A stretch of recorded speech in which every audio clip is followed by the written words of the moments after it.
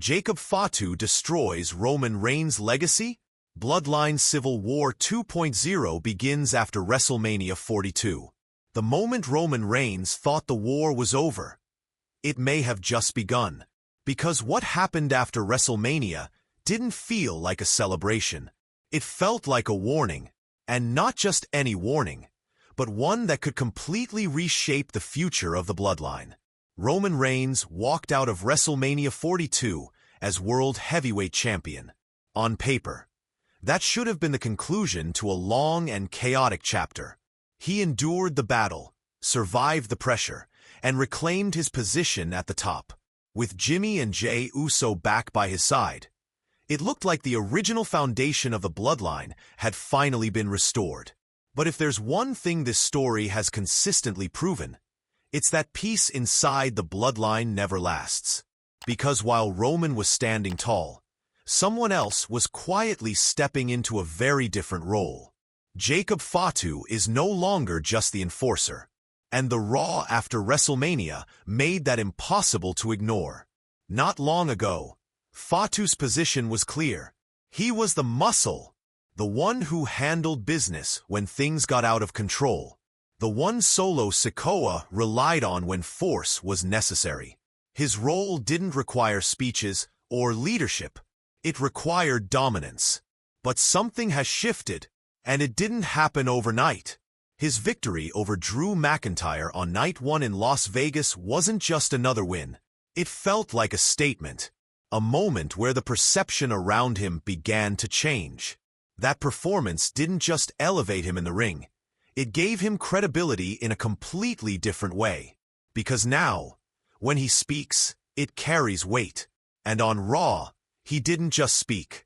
He made it clear that he sees himself differently. What stood out about Fatu's promo wasn't just the aggression. It was the clarity behind it. There was purpose in every word. He wasn't trying to impress anyone. He wasn't trying to fit into the existing structure of the bloodline. He was challenging the very idea of it. That's what makes this situation so interesting. Solo Sikoa tried to take control before, but his approach relied heavily on power and manipulation. It was about forcing authority, not redefining it. And eventually, that approach started to fall apart. Fatu, on the other hand, isn't just trying to take the seat at the table. He's questioning whether the table should even exist in its current form. That's a completely different kind of threat, because it's not just physical, it's psychological. When Fatu talks about providing for future generations, he's not just making a claim. He's creating a narrative, one that directly challenges Roman Reigns' leadership, one that forces everyone involved to reconsider what leadership in the bloodline actually means. And for the first time in a while, Roman Reigns didn't look completely in control of that narrative. His reaction said a lot without needing many words. There was hesitation, not weakness, but awareness. Roman understands what this is. This isn't just another challenger stepping up for a title opportunity. This is someone who is trying to change the hierarchy entirely. Someone who isn't looking for acknowledgement, but rather someone who believes acknowledgement itself is no longer enough. That's a dangerous mindset, because it doesn't negotiate. It replaces, and that's where things become unpredictable. On paper, Roman Reigns has the advantage. The Usos are back. The original structure is intact. There's history there. Loyalty, at least on the surface, seems to be in his favor. But the bloodline has never been a story about stable loyalty. It's been a story about shifting power. Jimmy and Jey Uso know exactly what it's like to stand beside Roman Reigns. They've experienced the highs and the pressure that comes with it. They've seen what happens when control becomes expectation. So now, with Jacob Fatu presenting a different kind of leadership, the question isn't just about strength. It's about belief.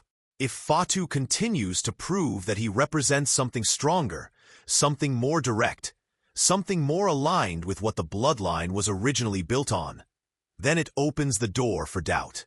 And doubt is where everything starts to fall apart. That's what makes this feel less like a typical rivalry and more like a second civil war. Because it's not just about who wins a match. It's about who defines the future. Roman Reigns reclaimed the championship at WrestleMania, but that may not be the victory that defines his reign moving forward. What happens next could matter far more than what already happened. The timeline for that next chapter is already in motion. Roman gave Jacob Fatu 1 week. 1 week to think about the consequences. That decision alone is interesting. It shows that Roman isn't rushing into this. He's giving Fatu space, but at the same time, he's setting a clear boundary. And that sets up something significant for the upcoming Raw in Laredo, Texas. Because now, the anticipation isn't just about confrontation. It's about confirmation. Is Fatu going to fully step into this role? Or is there still hesitation? Based on everything we've seen so far, hesitation doesn't seem likely. If anything, Fatu appears more certain than ever. And that leads directly to what could be the next major turning point. Backlash on May 9th in Tampa. The stage is already set for something bigger than just a title defense. Because when Roman Reigns steps into that match, he won't just be defending the World Heavyweight Championship. He'll be defending his position, his authority, his version of the bloodline. And the stakes couldn't be clearer. If Roman loses, it's not just about dropping a championship. It's about losing control of the entire structure he built. Everything that defined his reign would immediately come into question. But even if he wins, the situation doesn't necessarily resolve. Because Jacob Fatu has already introduced a new dynamic. One that doesn't disappear with a single result. That's what makes this story compelling. There isn't a simple outcome. Either direction leads to more tension, more uncertainty, and more evolution. Fatu represents something fundamentally different. He's not focused on acknowledgement. He's focused on impact. That shift alone changes how this entire story feels.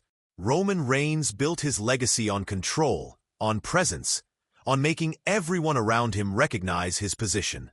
And for a long time, that approach worked perfectly. But now, he's facing someone who doesn't seem interested in playing by those same rules. Someone who is willing to challenge not just the leader, but the system itself. And that creates a scenario where experience meets unpredictability, where legacy meets ambition, where structure meets disruption. That's why this feels like more than just another chapter. It feels like a turning point. Jacob Fatu has already proven that he belongs in the main event conversation, not just because of what he's done in the ring, but because of how he's positioned himself outside of it. There's confidence there, there's direction, and most importantly, there's purpose. He's not reacting, he's initiating. That's what separates contenders from leaders. And right now, he's making a strong case for being more than just a contender. For Roman Reigns, this may be one of the most complex challenges of his entire run. Not because of the physical threat alone, but because of what Fatu represents. A future that doesn't rely on the past. A version of the bloodline that operates differently. More aggressive, more direct, less concerned with tradition. And that raises a very real question. Can Roman adapt to that? Or is this the moment where adaptation isn't enough? Because history has shown that every dominant reign eventually faces a challenge that changes everything. Sometimes it's a single match. Sometimes it's a shift in momentum. And sometimes it's a person who refuses to follow the same path. Jacob Fatu might be that person. Not because he's louder, not because he's more aggressive, but because he's approaching this from a completely different perspective. And that perspective is starting to resonate. Which brings us back to the core of all of this. This isn't just about who wins at Backlash. It's about what happens after. If Fatu takes that next step, if he fully embraces this role, then the bloodline as we know it may never look the same again. And if Roman Reigns manages to hold on to everything, it won't be because things stayed the same. It'll be because he found a way to evolve. Either way, something is changing, and that's what makes this moment so important. So now the question isn't just about outcomes. It's about direction. Is Jacob Fatu truly the future of the bloodline? Or is Roman Reigns about to remind everyone why he's held that position for so long? Let me know what you think. Does Jacob Fatu feel like the next tribal chief? Or is Roman Reigns still firmly in control of the bloodline's future?